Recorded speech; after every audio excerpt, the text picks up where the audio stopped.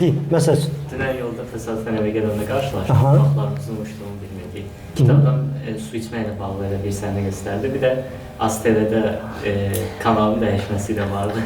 Eyni hissi yaşamısınız evdə? Eynisini uşaq vaxtı mən də yaşayırdım. Hər dəfə Xəzər xəbərin vaxtı gələndə atam elə televizorun qabağına keçərdi.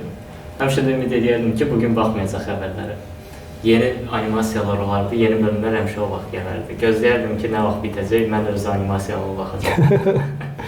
Çox vaxtda 40 dəqiqə gedirdi Xəzər xəbər. İlk 20 dəqiqəsini ölkədən xaric məlumatlar verirdilər. Daha sonrasında ölkəyə aid məlumatlar. Ücə əzbərləmişdim, yəni o qədər baxandım. Yəni deməli biz hamımız elə bir dövrdən keçmişik ki, bütün bir ailənin baxmalı yalnız bir dənə televizor olub və televizorda da ələ gələsi 7-8 kanal olub. Və təbii ki, evdə baba varsa, baba siz qərar verib hansı kanal gedəcək həmin dəqiqə, yoxdursa da valideyn qərar verib, belə bir ortamdan çıxmışıq. Bugünkü dövrdə şükür olsun ki, hər əmizin əlində bir telefon, iPad, laptop, televizorda heç kanallara baxılmır, YouTube-a baxılır. Yəni belə bir dövrə gəldik yəni.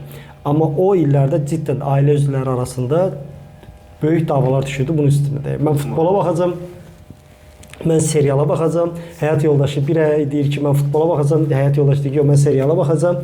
Amma bu dövr şükür olsun ki, o dövr deyil artıq yəni. Bəli, məndə o ciddi bir travma yaşatmışdı. ASTV kanalı. Ona görə mən yaşadığım bütün ölkələrin, bütün televizorlarında ASTV-yi silmişəm. Yəni arada bir futbol orada göstərir, futbola görə girib baxıram online və salam yəni. Belə.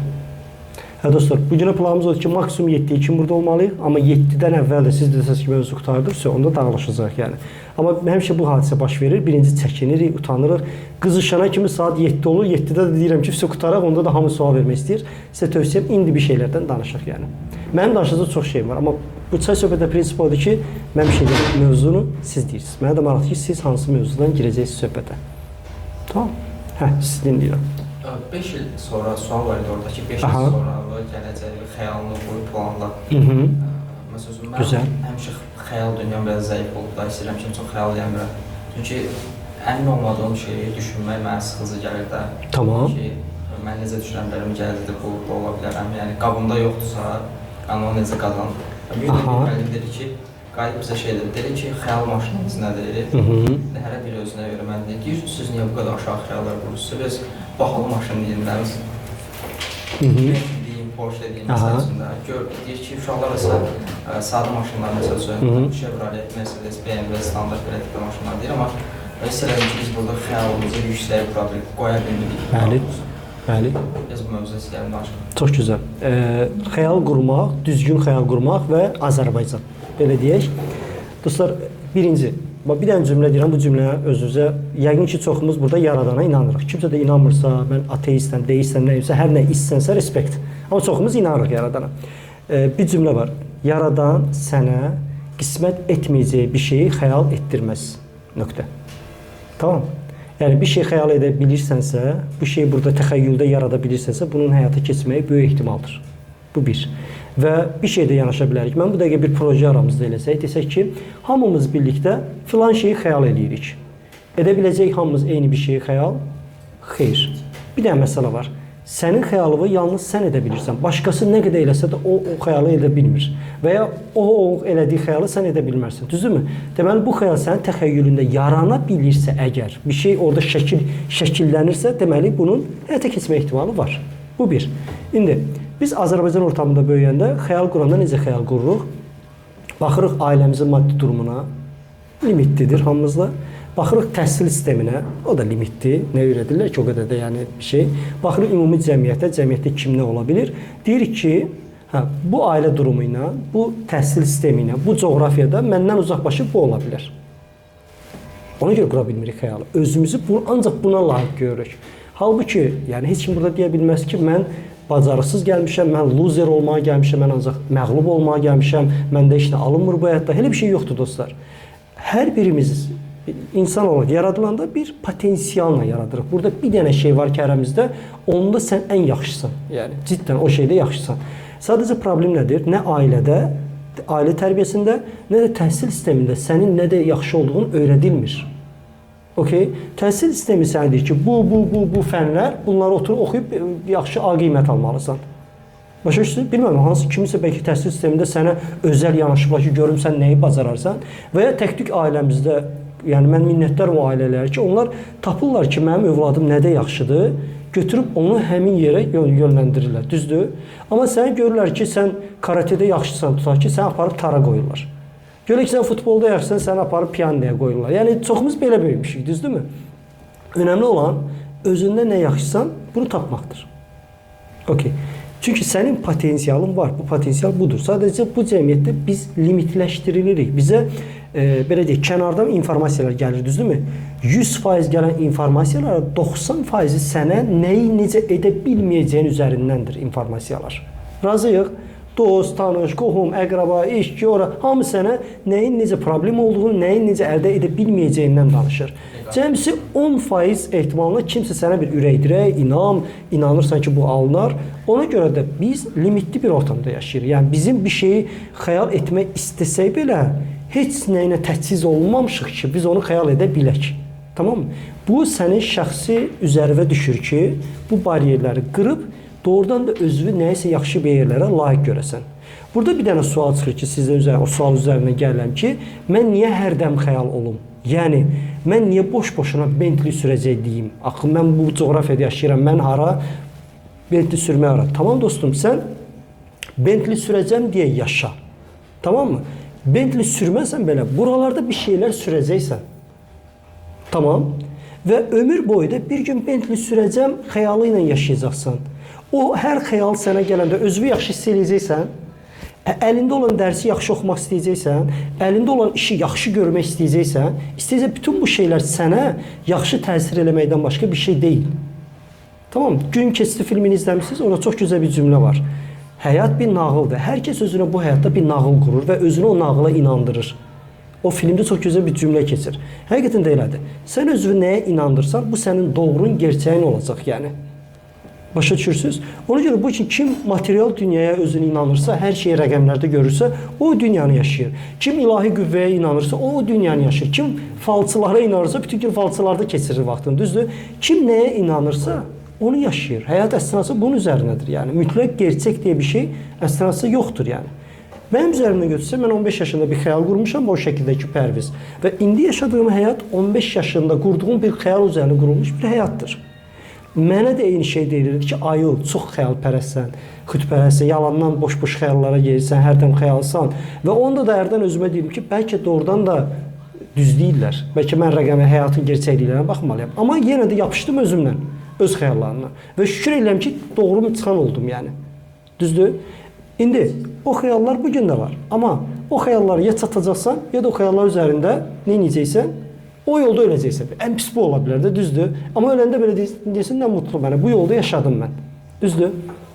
Ona görə də özünüzü, mənim də tövsiyəm odur ki, özünüzü böyük şeylərə şeyləyin yəni, layiq bilin. Bu bir. İkinci, baxın, bir şeyə həyatda çatmaq üçün mütləq şəkildə onu istəyəcək nə üçünün olmalıdır. Why? Yəni, və nə üçün yoxdursa, incimə dostum. Yəni, o şeyə çatmayacaqsan. Yəni, yalandan cəhd eləyəcəksən, bir yerlər kimi gəlib, ondan sonra başını buraxacaqsan. Bugün bir insan böyük bir biznesmen olubsa, bir gün insan karyerasında böyük bir şəxsiyyət olubsa, bir profesional bir mütəxəssis çevrilibsə, həyatda onun başına nəysə gəlib, onun bir mütləq bir şeyi olub, yəni. Vaz keçməmək səbəbi olub, yəni. Mən bu şeyi ya eləyəcəm, ya da eləyəcəm deyib, yəni. Düzdür? Səndə olmayan nöqtələ onu müqayisə eləyəndə baxırsan ki, onda bu şey var, yəni. Bax, bu nöqtə var. Ona görə bir şeyə çatmaq üçün mütləq şəkildə nə üçün olmalıdır? Mən bunu nə üçün istəyirəm? Nə üçün olandan sonra sən onun mütləq şəkildə bir yolunu tapacaqsan və həyat hadisələri sənin həyatındadır, səni aparıb oralara çıxardacaq yəni. Tamam mı? Amma o nə üçünü bilməlisən. Nə üçün? Və mən heç vaxt gəlibsə Amerikan kitablarından danışmıram. Düzdürmü? Mən gələn bir fəhlənin oğlu bugünkü yaşadığı həyatı və hardan gəldiyimi üzərində misal göstərirəm. Düzdürmü? Mən çox istəyirdim. Mən o ASTV-yə baxılan o balaca bir ailənin içindən çıxıb istədiyim kimi bir həyat yaşamaq istəyirdim. Və bu mənim üçün seçim, istəyərəm, çalışaram, olar, çalışmaram, olmaz deyə bir şey yoxdur. Olmalıdır. O olmalı deyə çevriləndən sonra həyatda nələrsə eləyirsən. Yəni. O zaman bu insanlara baxanda görürsən ki, bu gecə yatmır, dəli kimi. Deyirsən, bu dəlidir. Dəli deyil. O onu ya eləyəcək, ya da eləyəcək xarakterindədir. Ona görə məsələ elə yanaşır. Tamam mı? Ondan sonra xəyal quranda 5 il sonra kim olacağını qura bilərsən dostum. Əsas üçün niyə? Çünki burada düzgün və ya yanlış deyə bir şey yoxdur. Bir xəyal qurursan, bu havayıdır. Orada səhv də bir şey qura bilərsən, düz də bir şey. Heç bir problem. Onu neçə dəfə cəhd eləyə bilərsən. Belə qura bilərsən, yox belə olmadı. Belə də qura. Bir limit varmı? Yox. Heykəltaraş sənsən, dizayner sənsən, planer sənsən, yəni. Düzdür? Amma önəmli olan da xəyal quranda o andakı həyatını hər tərəfli qurmalısan. Tamam mı? İndi Bakının harasında qalırsınız? Şüvəlanda. Deyir, tutaq ki, hansı bahalı maşını sürmək istəyirsiniz? Zikr XX. Tutaq ki, Zikr XX. Gözəl maşındır. İnşallah sürənlərdən olacaqsınız, olarsınız.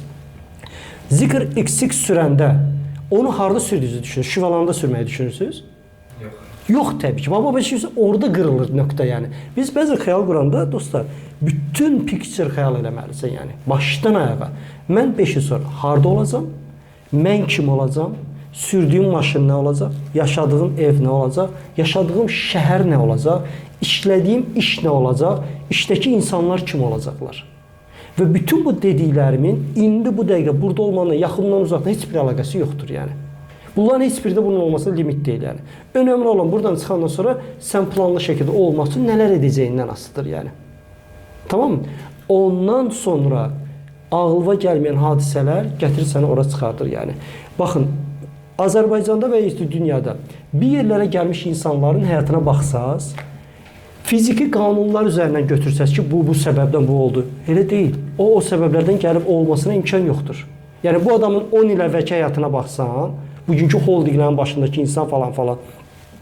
Bu insandan gəlib bu olmaq ehtimalı varmı? Deyəcəksin, yox. Fiziki səbəblərdən yoxdur. Başa düşürsünüz? O olmaq istədiyi anda hadisələr elə gətirir, elə insanlar sənin qabağına çıxır, elə situasiyalar düşürsə, oradan elə hadisələr alınır ki, gəlib ora çıxırsan yəni. Həyatın qanunu budur yəni. Həyat yəni metafizika üzərinə qurulur, fizika üzərinə yox. Kim ki fizika üzərinə qurulur, o ilə ancaq material şeylərə baxır. Ancaq kaştokumda nə qədər pul var, işdə nə qədər maaş alacaq, bütün həyatı elə keçir yəni. Düzdür? Amma kimsə məsələnin metafizika yönünə baxanda, onun həyatında onun o metafizikanın cilvələrini hiss eləyir yəni. Və bir dənə də bir şey, onda son o cümlədə deyim ki, ilahi qüvvə deyə bir anlayış var yəni. Həyatda bir şey ürəyiniz istəyir. Heç bir şey halva deyil. O şeyi əldə etmək üçün sən əziyyət çəkməlisən. Ciddən əziyyət çəkməlisən. Həyatda bəxtəvər kimi baxdığını istənilən insan ora çatmaq üçün ciddən böyük bir fədakarlıqlar eləyib, əziyyət çəkib. Ona görə onun var bu dəqiqə o şeyi. Tamam mı? O əziyyətin bədəli nə başlayır? Birinci dua ilə ki, ay Allah, mən bunu eləmək istəyirəm. Düzdür? Eləmək istəyirəm, çox gözəl. Ondan sonra duanın davamı nədir? Fiziki şəkildə gedib onu eləmək. Amma nə qədərini eləməlisən? Gərəkdiyi qədəri. Yaxşı, gərəkən nə qədərdir? Sənin qandığın qədər. Yəni, sən dərk edirsən ki, mən bu şeyə çatması bunları eləyə bilərəm. Hər şeyi dərk edə bilərsənmi? Yox. Dərk etdiyin qədər əziyyəti çəkirsən, 98% o şeyi eləmək istəyir. Və həyatınızda o nöqtəyə gələndə, o həyatının orasında ilahi qüvvəni hiss edəcəksən. Necədir? Oradan o tərəfə, ora qədərini görəcəksiniz ki, bura qədər əziyyəti mənlikdir, mən elədim bunların hamısını. Amma oradan tərəfini bir ilahi qüvvəni, hadisələri gətirib tamamlayıb o şeyə nail olacaqsan. Və orada bircə sən bilirsən ki, bu mənlik deyildi. Bu məndən ötə bir şey, hadisə ilə köməklik, bir əl, böyük bir əlin təsirini hiss edəcəksin ki, o hadisə baş verdi yəni. Tamam mı? Amma ora qədər eləyəcəksənsə, ora qədər eləmirsənsə dostum, sən hələ aşağılarda biraz eləyib gözləyirsən ki, Allah sənə bunu yetirsin, onu hiss eləməyəcəksən, incimə. Yəni, tamam mı? Gərəkəni eləməlisən, xəyal qurmalısan. Və düzdür? Və xəyal quranda da, yəni, hamı deyir ki, onu satır da, yəni, Bentley sürmək. Yəni, Bentley sürəndə xoşbəxt mi olacaqsan, yəni? Bentley sürəndə neyəcək? Uzaq başı Forsdan az. Yəni, mən Bentley sürürəm. Amma xoşbəxt mi olacaqsan? Onu düşünməlisən. Yəni, Bentley sürəcəyim bir həyatda mənim başqa nələrim olmalıdır ki, yəni necə bir həyat yaşayım? Mən xoşbəxt olum. Əgər Bentley sürüb xoşbəxt deyilsənsə, nə mənası? Düzdür? Və ya Bentley sürürəmsə, mən xoşbəxt olacağım düşünürsənsə, onda da yanılırsan yəni. Başa o deyil. Yəni, o sənə xoşbəxtlik gətirməyəcək yəni. Bentley özü ilə böyük problemlər gətirəcək yəni. Düzdürmü?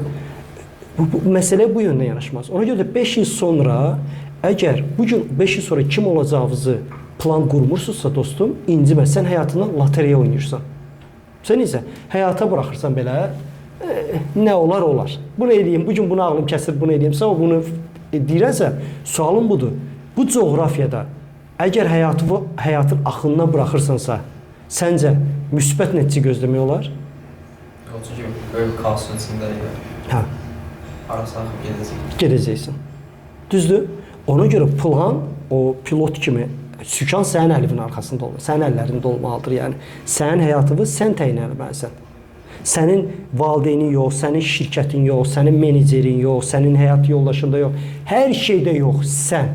Sən təyin etməlisən ki, mən hansı yol getmək istəyirəm, düzdür? Onu da görəcəksən ki, həyatda sən bir uyum sağlamağa başlayırsan, yəni. Yoxsa sən həyata heç bir siqnal vermirsən, mən nə istəyirəm? Həyatın sənin borcu var, nəsə verməyə. Yox, açıq danışaq da, yəni. Yox, heç bir borcu yoxdur, düzdür? Və kimlərsə istəyirsə, onlar həyatda nə istədiyini bilirlər. Düzdür? Ona görə də sualınız üçün mənim fikrim, təbii ki, sən müxtəlif insanlarla görürsən, hərəsi sənə bir fikir söyləyir. 5 il sonravı planlamalısan. Bəli, elə bir dünyada yaşayırıq ki, nəinki 5 il sonra, 6 ay sonra başımıza nə gələcəyini bilmirik. Ciddən elə bir dünyada yaşayırıq bu dəqiqə. Amma yenə də buna rəğmən sən yenə də 5 il sonra nə olacağını planlamalısan.